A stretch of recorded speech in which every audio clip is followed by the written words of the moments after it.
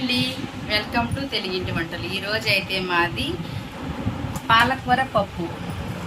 చాలా రుచిగా ఉంటుందండి. అసలు మనకి ఎంతో మంచిది వంటికి. తింటే మనం వారం 2-3 సార్లు చేసుకోండి. తప్పకుండా రక్తం తక్కువ వాళ్ళైతే అసలు ఎక్కువ సార్లు తింటే ఆ సమస్య ఉండదన్నమాట. పాలకూర పప్పు, క్యారెట్ ఇది కూడా మన ఒంటికి చాలా మంచిదన్నమాట. రక్తానికి సంబంధించిందే. రక్తం తక్కువ వాళ్ళందరూ ఇవి తింటూ ఉంటే అసలు ఒంటికి రక్తం తక్కువ అన్నమాట రాదనమాట. దాంట్లోకి పప్పులోకి కమ్మని ఇంట్లో తయారు చేసిన నెయ్యి, కమ్మని మామిడికాయ ముక్కల పచ్చడి మొన్నే చేశాను, చాలా బాగుంటుందండి.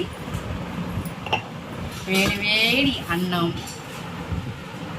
చల్లని పెరుగు. ఇది మా ఇంట్లో ఈరోజు లంచ్. మీ ఇంట్లో ఏం చేశారు?